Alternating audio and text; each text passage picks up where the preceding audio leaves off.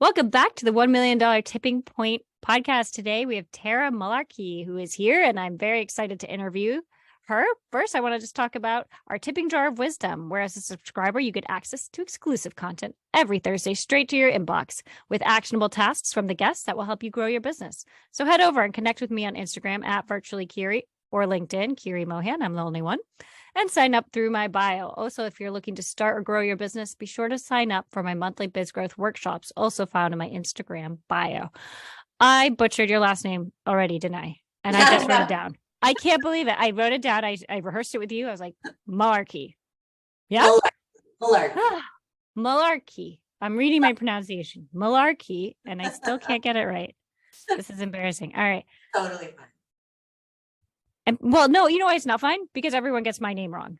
Everyone. It's like almost consistently, like Kiri is always like, they trip up. They're like, hey, and I've been on other podcasts too, where like the host is writing it down frantically trying to get it. So I'm like, I will never make that mistake. I'm going to get everyone's name right. And now here I am not getting it right. Yeah. Some names are Tara went from being raised by a single mom, leaving corporate with no job prospects, to building a multi-million-dollar online business. Back in New York City, Tara underwrote, sold, and managed over $500 million in highly leveraged loans in the corporate finance sector, and worked for the largest hedge fund in the world, as well as a Fortune 50 company. After retiring from Wall Street and corporate America and graduating with her MBA, she traveled the world in India, Thailand, Bali, Europe, Australia, New Zealand, Tulum, Nepal, and Morocco, and then started her online coaching business. She's sold multiple millions in coaching program sales and has worked with a range of 6, 7, and 8-figure clients in 20 plus countries, including some of the top experts in their field over the last 10 years. Founder of High Ticket Empress, recipient of the prestigious 2 Comma Club Award, and author of the best-selling book 7-Figure Coach, Tara has been featured in Forbes, Yahoo Finance, ABC, NBC, CBS, Fox, and the Huffington Post for her success and leadership in female entrepreneurship.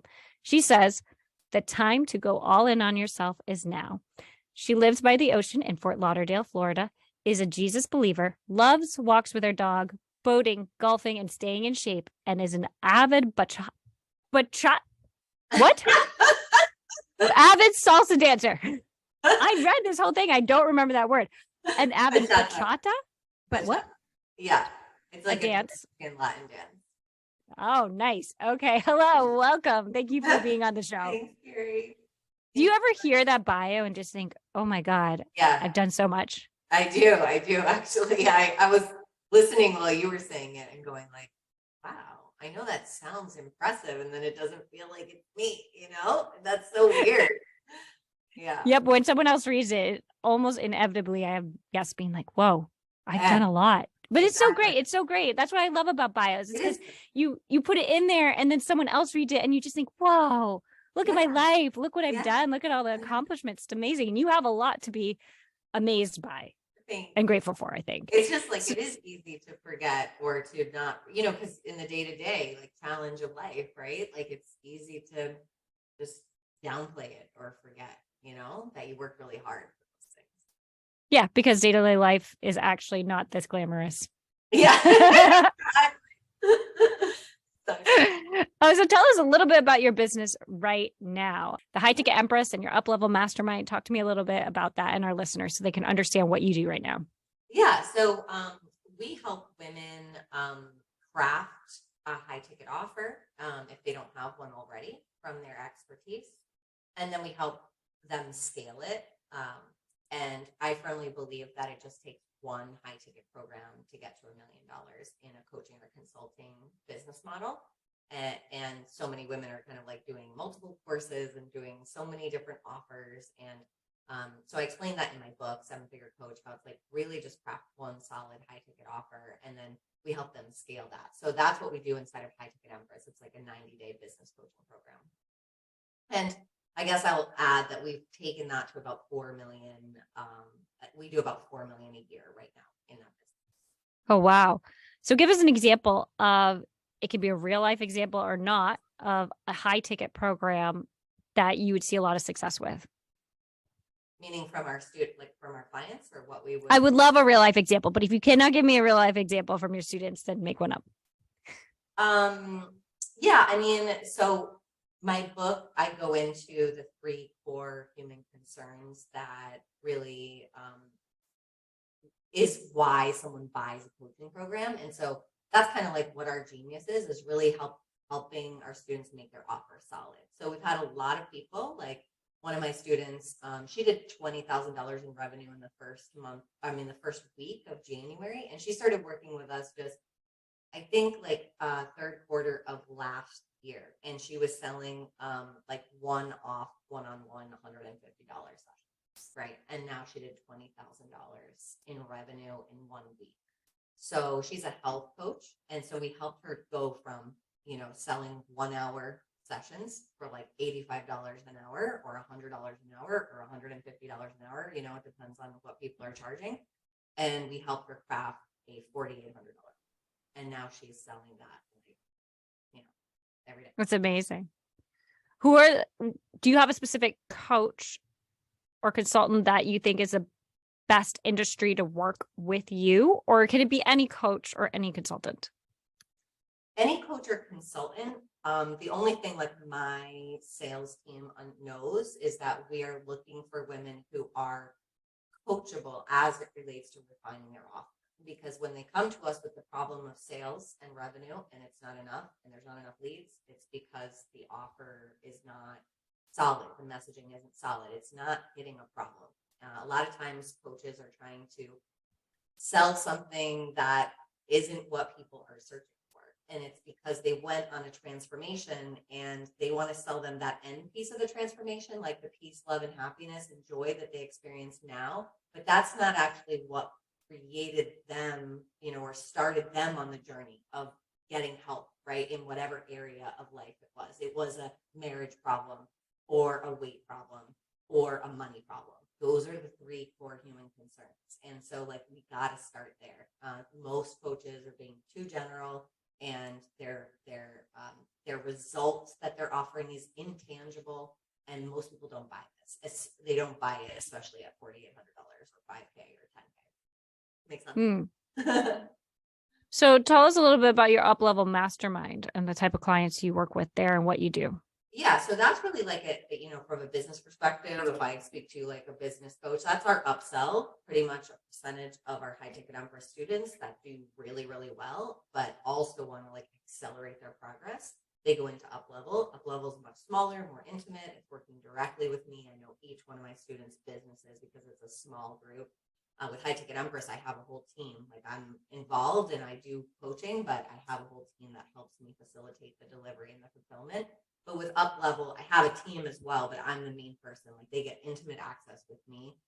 It's a much higher investment, but it definitely accelerates their progress in terms of refining their lead generation. So when we get to the point where someone has sold at the higher level, then we're going into how do we automate lead generation. The reason we want to automate lead generation is because we need to make it consistent. It's not a business unless you have consistency in revenue, right? You can kind of say within, 10 or 20,000, like you're going to make that every month, right? Otherwise, how can you grow? How can you hire a team? How can you support the things that you need to do, even to have your own life?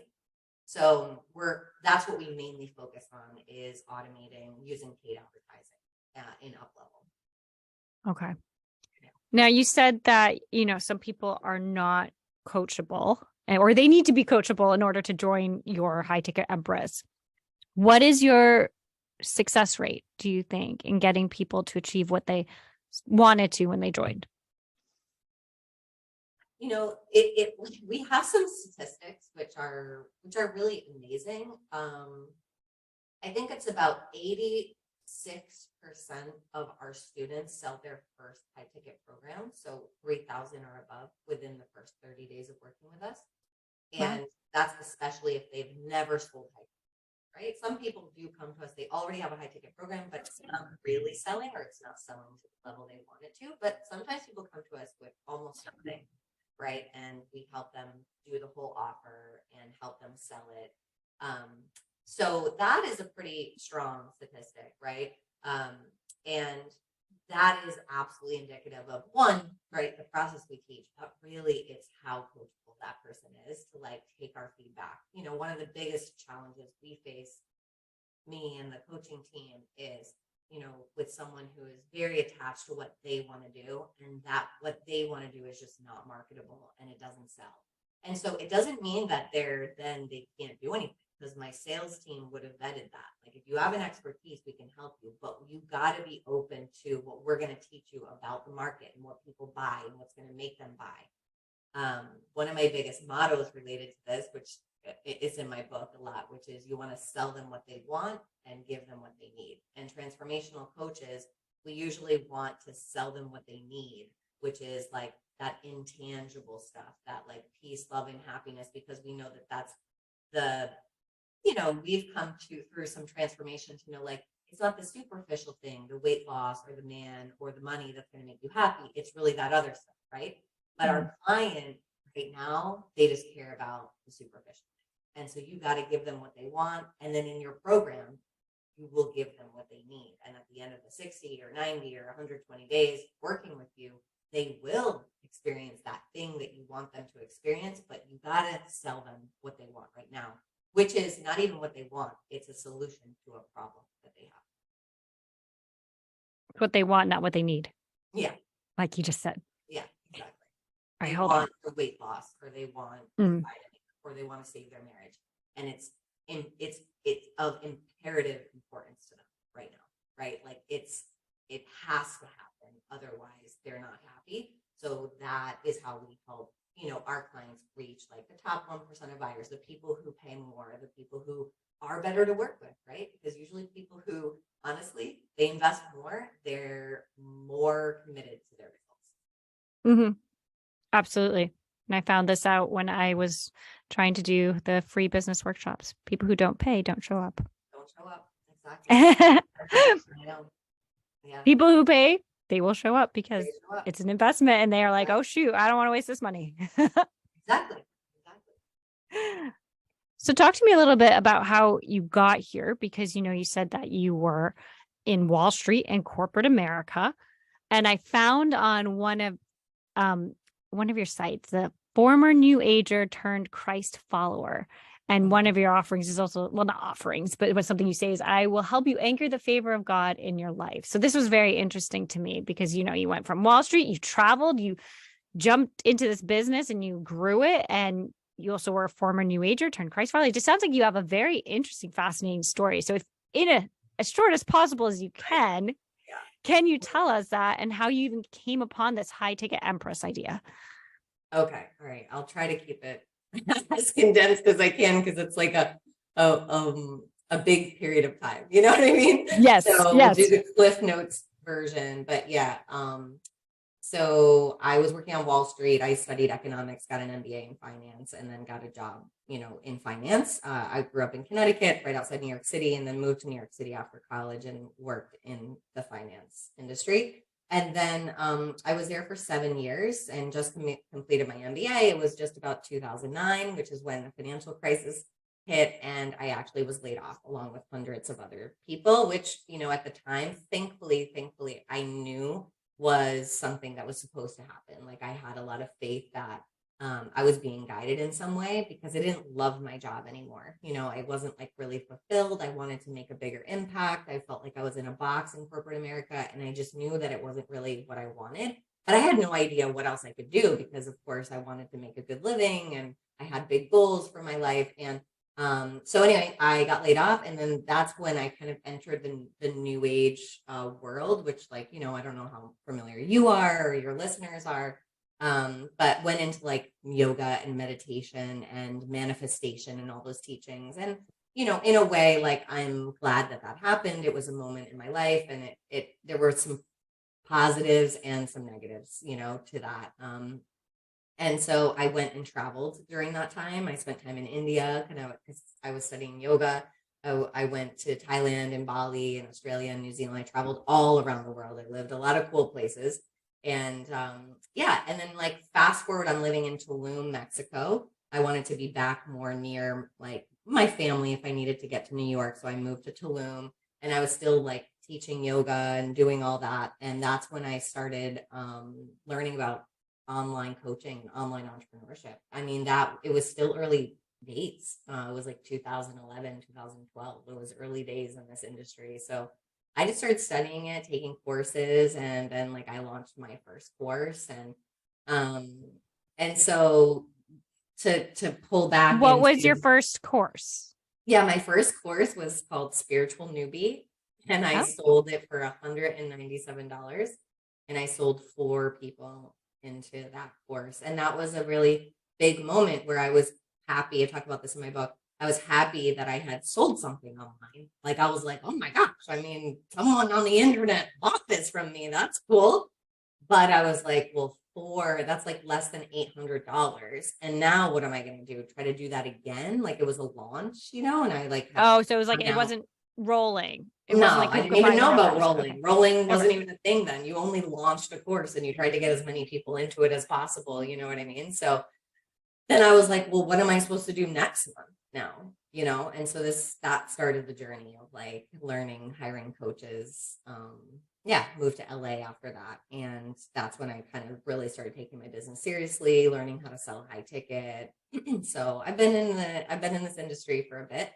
And yeah, fast forward is I had a encounter with the Lord, and totally just realized, I don't know, the things of the new age, and just had like a come to Jesus moment, I guess. So I can share more of that later, but I just don't want to go on about it. Ask me any No, questions. I think you should. I think you should share it now because I know that we have a listenership and some people who are Christian and they would be very interested in this. I mean, we have non-Christian listeners too, but Yeah. I think this, I think this could. And you know what? I actually have had people on my podcast who are manifestation and hypnosis experts. So I'm also interested to hear, like, how you moved past that, or I don't know what to say, or like you just don't believe in it or anymore, like how Yeah. you transitioned into follower of Christ.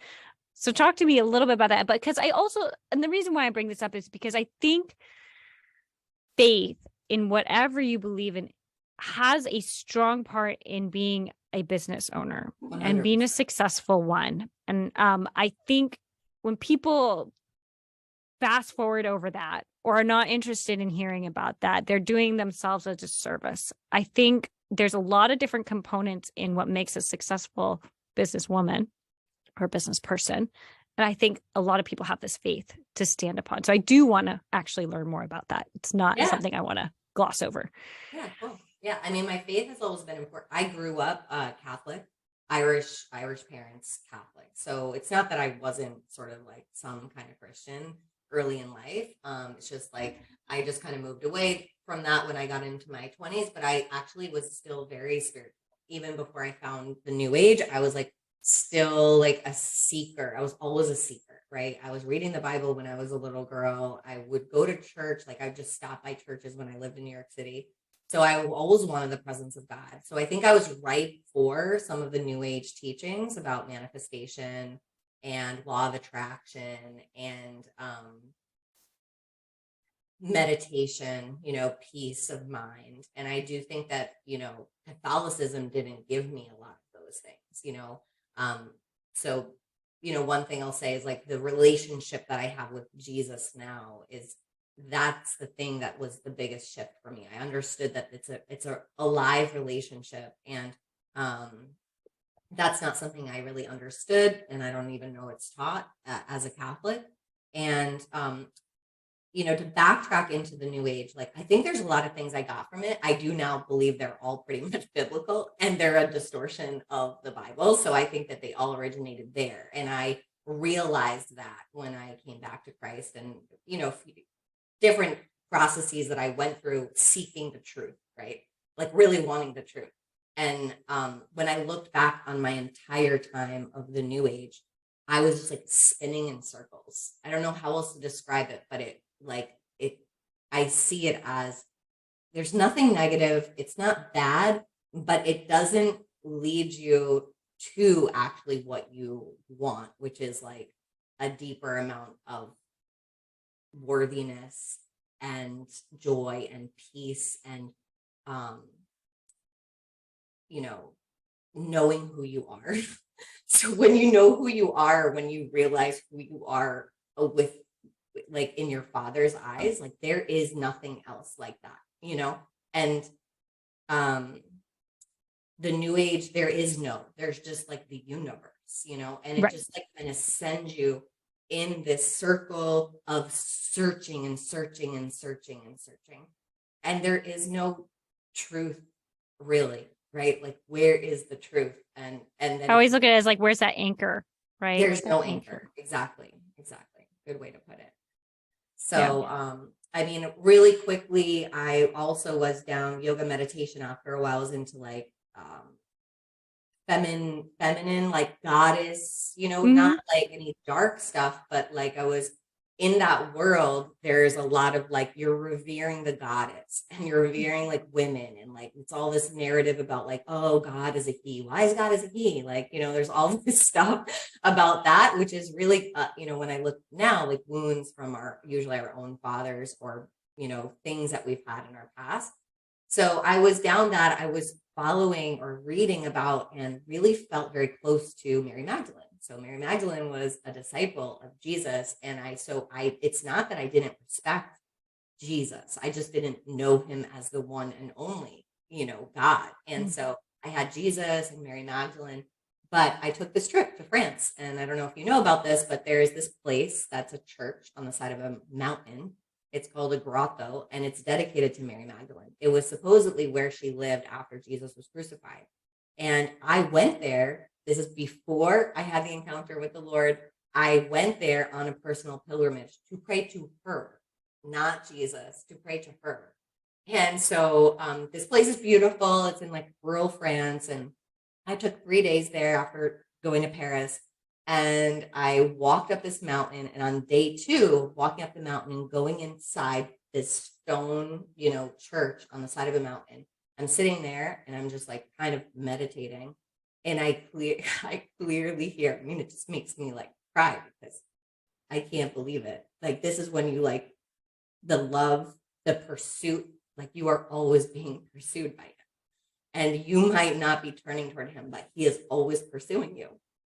And so it was that day that I heard her say, you need to return to the feet of Jesus. And I'm like, what? I didn't even understand it. That's how I knew it was sort of true, or whatever this was coming, because those words wouldn't have even been in my mind. Like, I didn't even understand this. But that was like the very clear message of like, I needed to surrender my life to him. And you need to return to the feet of Jesus. And for those listening who have not read the Bible, the feet are very important in the New Testament, especially in Jesus's ministry. And I learned once the washing of the feet, at least, is very important in his ministry.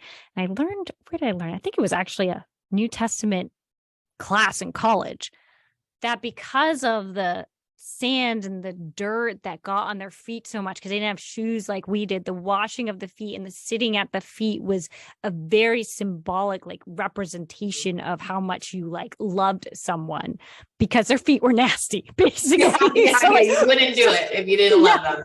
So sitting at their feet or washing their feet was like a big deal, which we don't understand in our modern context at all, right? Because we have shoes everywhere we go. If we go barefoot, that's like weird, right? Weird. Yeah. And they went barefoot. Yeah. If anyone's watching The Chosen right now, right? It like, have you seen The Chosen? No, my husband's watching it though. Oh my gosh. So it's amazing, but it helps bring some of this to, these scenes to life, of like how they lived and how they dressed and all of that. But yes, and I've watched, I haven't been to a live wedding where they've done this, but if and when I get married, this is what I want to do. They do the washing of the feet at the ceremony, which is like very beautiful.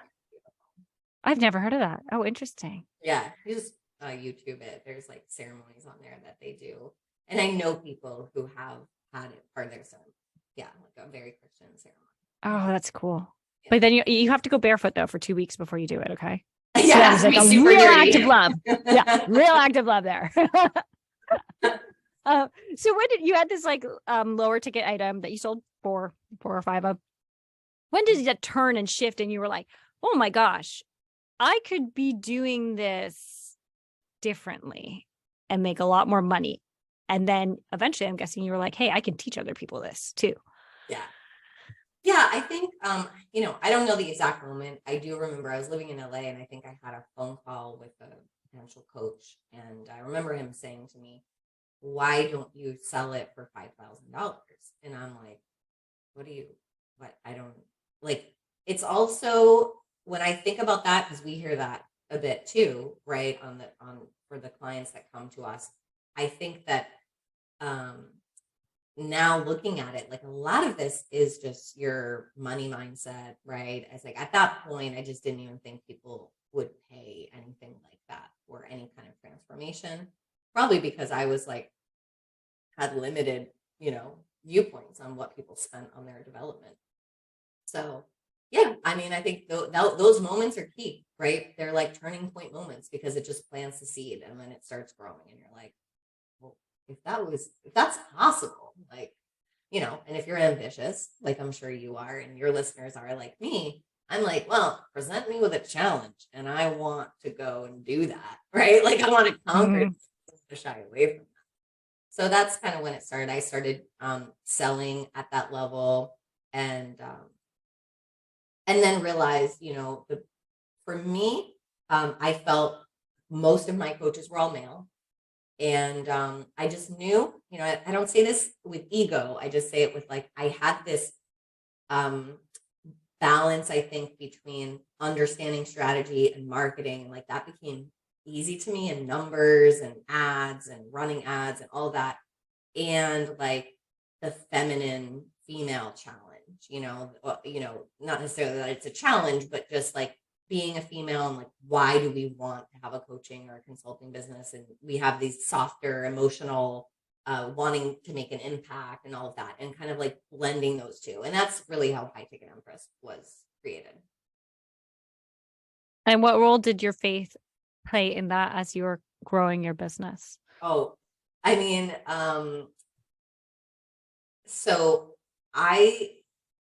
what's the timing of it? High Ticket Empress began actually in like 2019, and later that year, so 6 months later, I think I was saved. So the idea didn't come, but the next year I did $1 million, and I think that, I mean, I know that I made this very conscious, once I understood who I was in Christ, I mean, I just dedicated the business to him.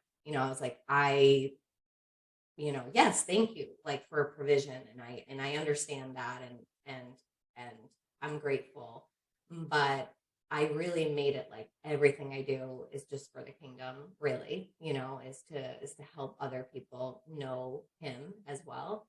And so if he wants to use me as a vehicle to, give me, provisions and finances to go do some of that, then I'm happy to do that. And that's, I just left it to him. I think it was a huge moment because I did not operate my business like that before. And so there was a lot of fear and scarcity and ups and downs, right? Like I'd make some money and then I'd like not make money. And then so there was no, like you said before, like, I don't know, the anchor of him after made all the difference. I don't know. The business did, way better than I even like really imagined. Yeah. Do you think your mindset had a lot to do with your faith, or was there also like the help from the coach and other people? I mean, obviously I can't say that I had been building this mindset to build this business for many years, so I don't think that was an overnight shift. I think definitely hiring coaches who were further ahead of me and needing to like meet with them every week. And they're like, oh yeah, we're at like 10 million, made my business small. And that's a really good thing to do. It's really important to do, right? If you like, it's just really important to have someone in your life that's doing, much more than you. If you want to have more, or facilitate or be a steward for more. And it just makes what you're doing kind of small. And while you should still pat yourself on the back, but also be like, okay, this is nothing. More is possible, Makes you wonder who like Jeff Bezos looks up to. Yeah, I don't know. Because there's always someone, that's like you can look up to who like has a bigger business, who makes more. And that's the point of this podcast, right? For people to look up to and say, oh, yeah, maybe I can do that too. right? It's not that hard. I can figure it out. But then at that train of thought, I was just like, what does the richest person in the world do? What does the most successful business person do, right? Well, I think then like what I think about is like there's like everyone knows, right? There's layers to success, right? And like one of the things that when, you know, we can talk about this, I know you want to ask about money and these kinds of things, but like when you get to a level where you don't have to worry about any money, pretty much, like you don't worry about paying bills, you can pretty much buy whatever you want, right? You can go on any vacation you want. There's other things though, right? So you start looking up to other people who've created maybe other things in their life that you haven't. Like what? Like what specifically are you thinking? Family. For me, I'm not married right now. I don't have kids and I want that. And so for me, like I spend a large portion of my time now, like pouring into that part of my life, having other people in my life that have that. I have a boyfriend, I spend time with him, you know, like, so I just relate it in that way. There's usually something, or maybe it's like someone's faith life, or maybe it's someone's like impact life. Like maybe like Jeff Bezos looks at someone who, I don't know, has created a bunch of schools in Africa. And he's like, well, that's cool. I want to feel like I'm doing more, you know, I don't know, but,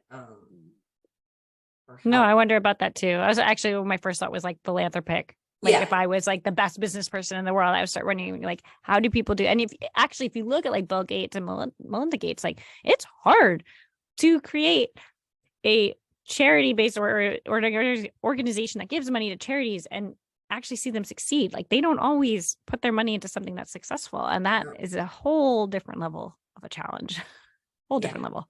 Yeah. And you would think Bill Gates would have enough money to just like, who cares if it fails or like everything will be successful, right? Not really.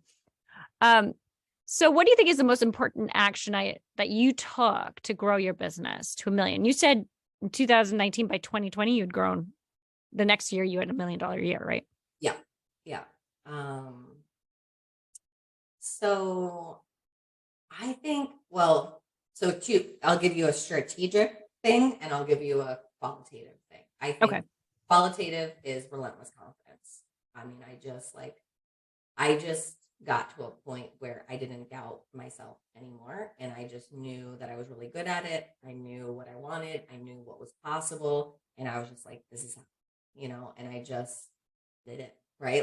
But it was because I didn't have a lot of doubt anymore, or I didn't have moments where a lot of doubt came in, or I didn't let the challenges throw me. Right. Like that's one of the biggest things I think in my early days, like a client not being happy, or something not working on my webinar ads, or I don't know, like some problem that comes up would throw me for a while.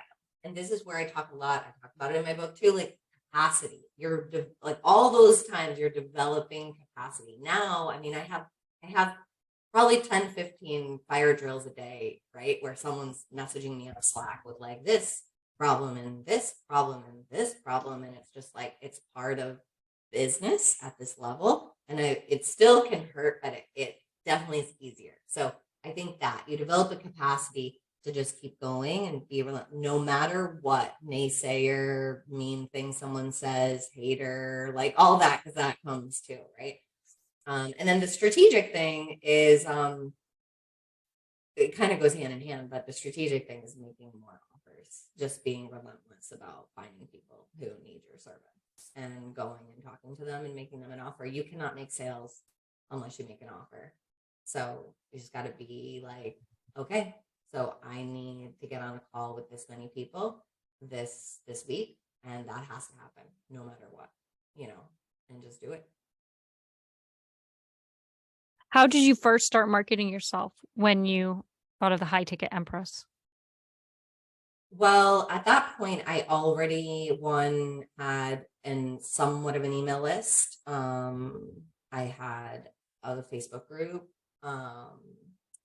And so I had like I had a little blip before High Ticket Empress, which I think that was really necessary, but I had a similar program before under a different name, and I quit, if you will. Like I shut it down at some point. And it was right around the time where my dad passed away. And then 6 months later, my dog passed away. And I just went into like, I don't care about anything. I don't care about this business. I don't care about making money. Like I just was in a deep grief time. So I just pretty much shut it down. I had some higher level clients, but I shut down like lead generation, bringing in new people. And it took me a little bit to heal, like a few months. And that's when High Ticket Empress was born, and I came back stronger, and so that's probably a word for somebody sometimes, that you need to do that. And yeah, what was the question again? The question was like, how did you market yourself in the beginning? And you're talking about your Facebook group and your email list. Yep, I leveraged what I had. And then I already knew also how to run ads. So I ran my own. Right now, I don't run my ads anymore. I have a sales team, all that, because we've grown so much. But in the beginning, I ran my own ads, and did my own calls, right? Sold it pretty much till we got to 100,000 a month. And then, yeah, so I just leveraged what I had plus advertising. And when you say, sorry, I'm sorry. I didn't mean to interrupt, but when you say did your own calls, that to me, I'm thinking of like, old school punching out numbers. Like, is this like people who are coming to you and saying like intro calls, almost like, hey, I'm interested in what you're offering? Yeah. Okay. Yeah, we have a lead generation system pretty much that goes through like what we call a VSL or a webinar. A VSL is a video sales letter. So, everyone who's listening, you included, right? You've been on a webinar before. So it's like you sign up for the webinar, and then the webinar asks you to book a call, and then you book a call. And so those are the calls that we make offers on. Okay. What do you think has been your best investment you've made so far in your business? And what do you think has been your worst investment? So you want me to stick to business coaching or anything? No, is anything that you think could help our listeners in the past 15 years? Yeah.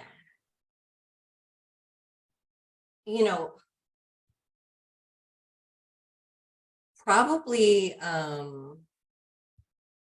would still say, so two things I would say. One is business coaching. I mean, especially my first or couple that really helped me craft the offer, the pricing, and like help me learn like email copywriting, ads, copy, like all that. I did not know how to do that. I had to learn all of that. So, a lot of students come to us and they don't know how to do that. And it's like, yeah, eventually you can hire for it, but like you need to develop intermediate skills in all of these things, at least initially. You're not going to really want to run a business blind, like on those things. So yeah, I would not be able to do what I do without having made those investments. So I think those were the best investments. I tell a story, I think on some podcast or something where, at one point I'm a coach, made me an offer to work with him for $6,000. And at that time was so much money to me. I didn't have it. And I had to call my mom and ask her to help me. And that was super humbling because I was not a young girl, right? I was like, still having moments of financial struggle. And I was just like, shoot, like I gotta do this. I gotta do something. Like I need help and I cannot go back and get a job, And so the next 21 or 28 days, I made $23,000. So, okay. So 6,000 you put in and you got almost 4 times. Yeah. And it's like that back. Because I was like, this has to happen. I have to pay my mom back and like, I have to learn it. And that was probably one of the best investments. I just skyrocketed in terms of like my understanding of how to do it. So, and then the other thing I was going to say is honestly, like health stuff. I think that like you cannot run a successful business unless you take care of your health. So personal trainers or gym, high quality food, all that stuff is really important. Like it just, you can't do it without, and I think those are investments. Like I do think that's, and probably cumulatively over the years I've spent a lot. What do you think was your worst investment? I do not, I don't have an answer for that, because I've changed I will never look at an investment as that. Mm-hmm. I always learn something, and there's more money to be made. So I will never kind of go like, I feel like I wasted money, or I'll never ask for a refund, or I'll never, like, it's just a mentality thing that has to shift. And I just always say, you know what, I learned something. There was some reason I was there, I learned something. So I don't have them first. Mm. So it's really that mindset, instead of being like, ooh, that wasn't a good call. It's like, let's see, what can I learn from this? You know what? That trauma, like that we create in ourselves, there's shame there when we start doing that to ourselves. And that will prevent us from growth more than we realize.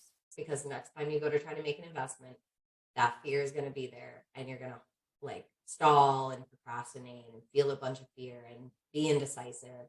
So it's better to just resolve it as like, cool, that was 6K or that was 10K. I can go out and make 6K to 10K. It's no problem. I learned something, even if it was the smallest little thing, and I'll go out and do more or make more or have another great experience. But I'm not going to backtrack and regret and feel bad about myself or hate that person or that coach or anything like that. It just doesn't serve anyone. Mm-hmm. Mm-hmm. On that line of thought, do you feel like you've made any mistakes in your business then? Or maybe we should say, have there been challenges that you've really learned from that you can share with us? How about that? You're putting me on the spot here.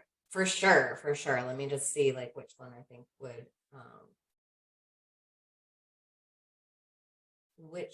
serve people.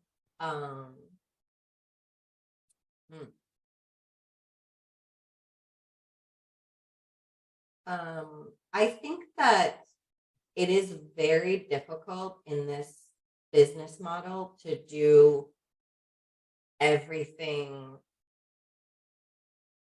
really well, in a way, right? So, like one of my biggest challenges is managing both delivery and fulfillment and making clients happy, and also keeping the business going on the front end, right? Like that's all my job.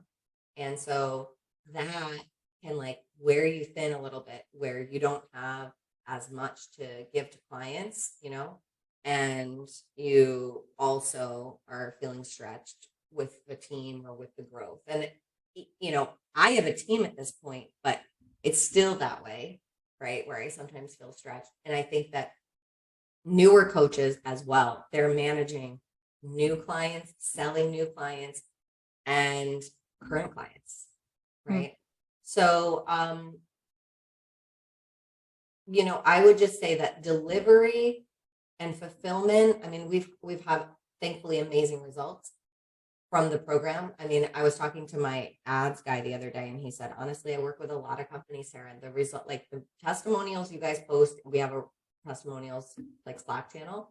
He's like, they're really like, I don't see it anywhere else. Like you really do have amazing results.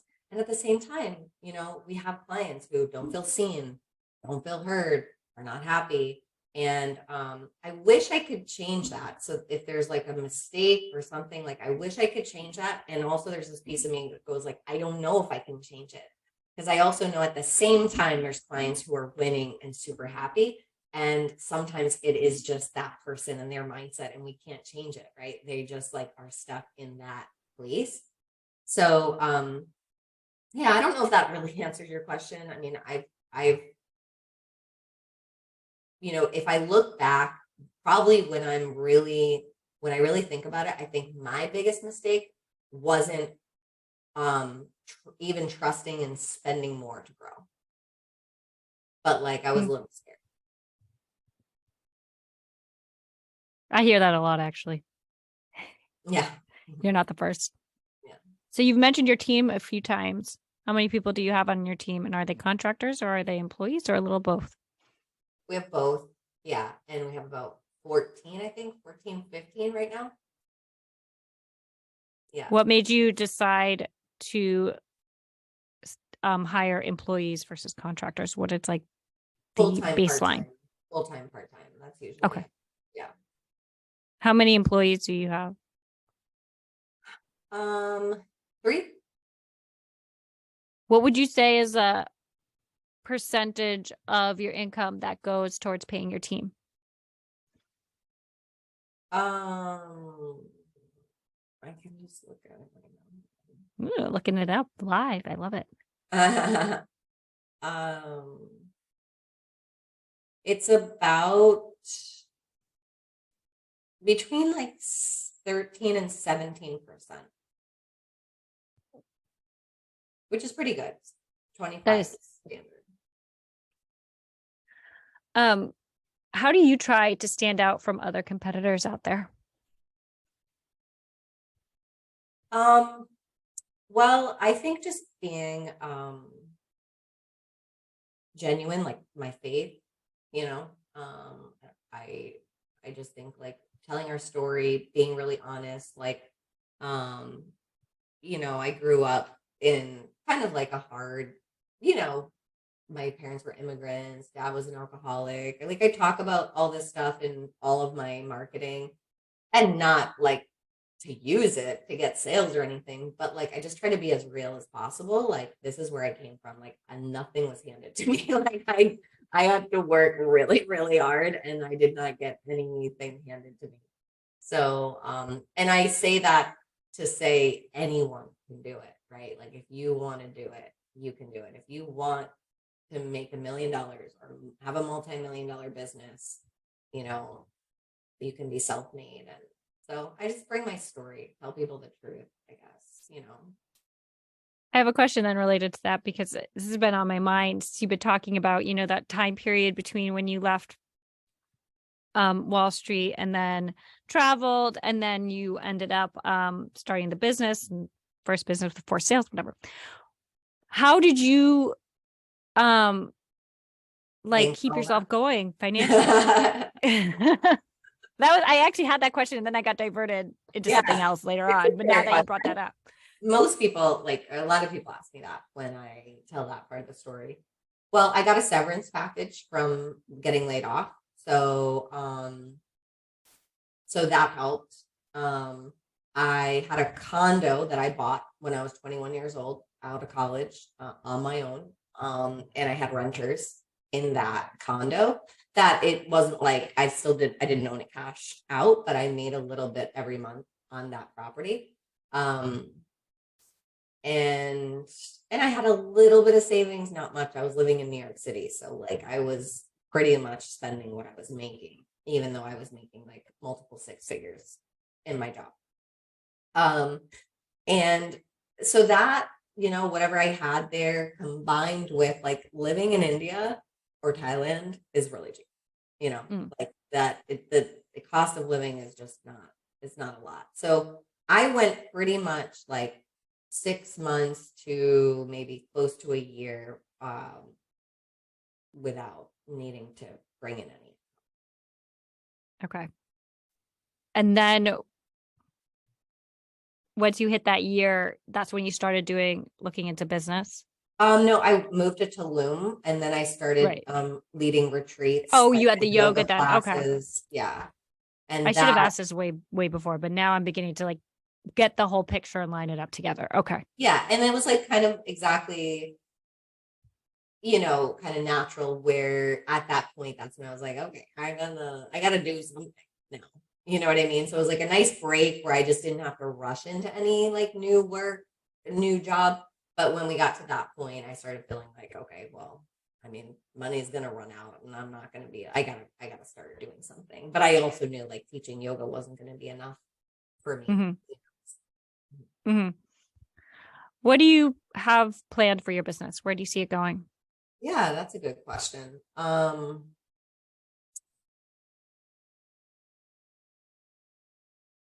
There was a part of me last year that was like, oh, we're gonna go to 10 million. And I don't know about that right now.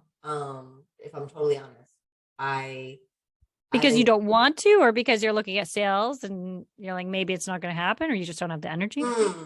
Yeah, no, a desire thing. Like, yeah, Okay. I don't know if it's my priority. And I don't know that driving it is really my priority. Why was it a priority last year? Why were you like, oh, we're going to go 10 million. We've got this. I don't know. Like, I mean, more it's like personal goals. Like, I want to have a family. And so I'm like, I'd be lying to be like, oh, we're going to push to 10 million. Like, it's just not my priority. And so maybe that's just like, I didn't have that same feeling last year. And I'm just like, it's not that I don't like it, don't want it. I don't know. Maybe it will. Like, we're going to come out with a new offer actually in the next month. And I can share a little bit about that for you because it's not actually just for coaches. It's for all women who are looking for a new opportunity. So there's lots of like movement and things, and I don't know, but I also have to just be honest and acknowledge like God has put some other things on my heart, and I don't know that just like running to 10 million is really the most important thing right now. I'd rather like, be where we are and provide the best results that we can. And, yeah, me have, I don't like to work a lot. I just don't. And I'm able to not work a lot right now. Like I work probably 20 hours a week. And at times I'll have to work harder depending on what we're working on. But I like it like that. I don't want to work all the time.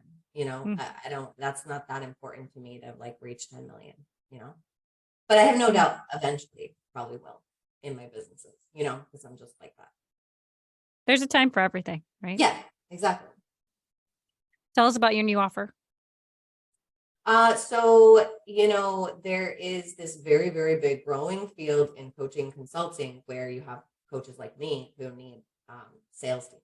And so we are constantly looking for females who will be appointment setters and sales closers for our program. And we find that very difficult to come across. And it's just because I think females don't really think about this as an opportunity for them. But it's actually a very lucrative opportunity right now because we have a roster of clients who are all female who are also looking for female sales professionals. So yeah, essentially we're going to train women who want to, become work from home, work on commission, and instead of running their own business, which is hard. Right. And there's a lot that you have to do, like write content, be on social media, like run ads, do webinars, the tech, like it's a lot. And like some people should just decide, like, you know what, I don't really want to do that. I don't really like want to do all of that. But I'd love to like kind of work in a business that I like, that I'm aligned with, either selling a business coaching or selling health coaching or selling relationship coaching. And these clients are specifically looking for females because of the nature of the topic, right? Like you don't really want to hire a male sales rep to talk to a female about how she feels about her body. It doesn't really work. You know what I mean? So I'm like, I want to actually like help women who are looking for an opportunity to make 5, 10, 15, 20,000 a month working for another coach and feeling like they're making an impact, but also like, creating financial independence or family income. So yeah, we're going to create a training program, Female Closer Academy, to help women like learn how to be appointment setters and closers in the coaching industry. That's only growing. Online education is just going to keep growing. I love it. My husband's in sales. He's taught me everything I know about sales. Nice. I've learned from my husband, like pitching, podcast, everything. Nice. But he's always like, because there's not a lot of women in sales. Yeah. Anywhere across the board. Right. He's like, they're always doing so much better than us. He's like, because people don't expect a female, and then they feel bad saying no to a female. All of a sudden they've got all these like, they're booking appointments. Well, now he's beyond that, but now it's like they're closing deals. He's like, it's like, I'm kind of jealous. Yeah. They're also like, I'm all for the equality, but he's like, man, like, they're totally wiping us out. Right? Yeah. Kind of annoying. But it's like kind of the nature of females too, to be like, sometimes sales can be hard for females, like harder than males, right? Because like we're a little bit more like, we're like a little softer and more empathic. And so then we don't want to like push the sale, which is kind of required a little bit, not pushing, but like helping people get over their own stuff that makes them, fearful. But I think the benefit is that women are like, they're able to really bond with people, in a way that helps make the sale. So I agree. I think there's I a cool agree. opportunity there, and there's other people doing it in my space, but they're not doing it specifically for females. That's how High Ticket Empress was born. So we just feel like it kind of, there's a synergy there. What advice do you have for other women who are trying to grow their business to 7 figures? Coaches. Well, That's it. No, I thought that was your advice. I thought you were like, just get a coach. That's it. No. I just meant like in the coaching industry. No, I mean in general, if you have any advice that you think women could benefit from. Any woman in any industry growing to 7 figures. Sure. Or tell me what you know. If it's just for coaches, that's fine.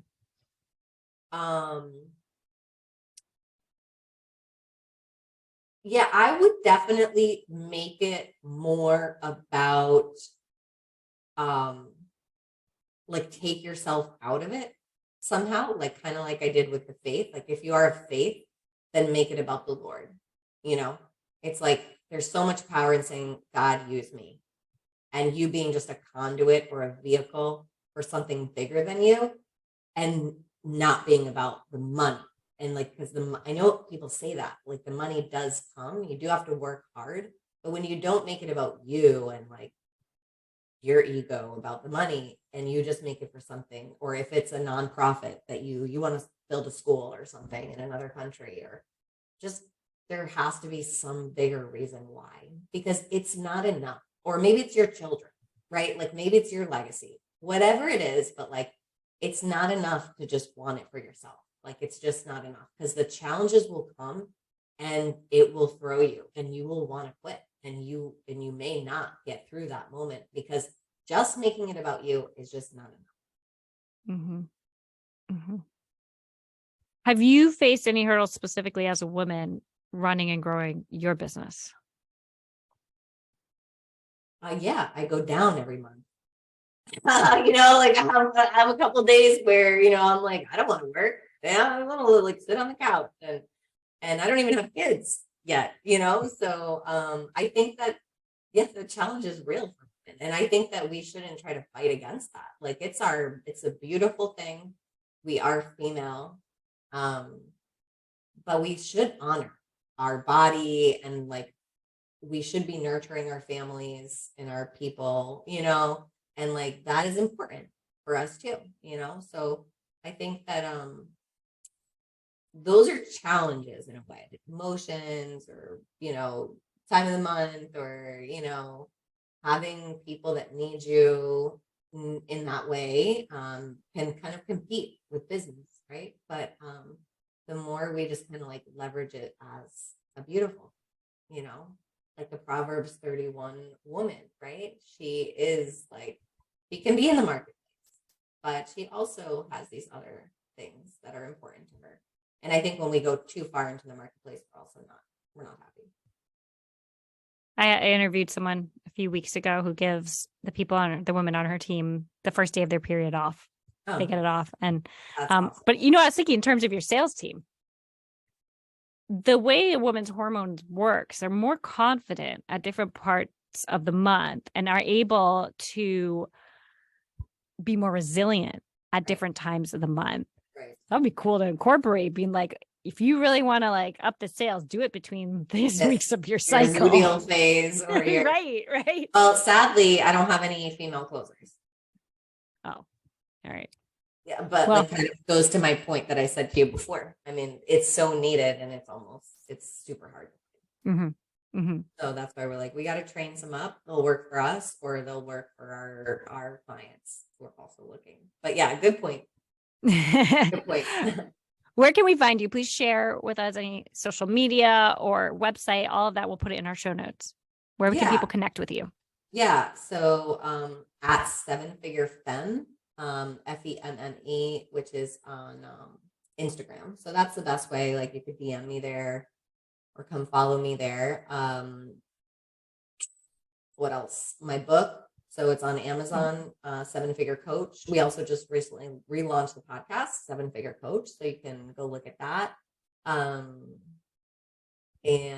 Facebook, my name, Tara Mullarkey. Great. Thank you. What is one philosophy, mantra, or quote that you try to run your business by?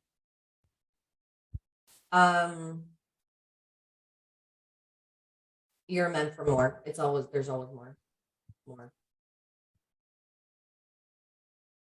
You're meant for more, or there's always more. Yeah. Like if I could convince you of anything, it's you're meant for more. So I'd say that to someone else, but I also say it to myself in the moments of challenge, like, because challenge will contract you, make you like go small, right? And it's just like you got to go expansive. So more is possible. We don't have to worry about the challenge of today. It's a moment. There's more. Great. Thank you. I really appreciate your time today, and I hope our listeners will find this super beneficial.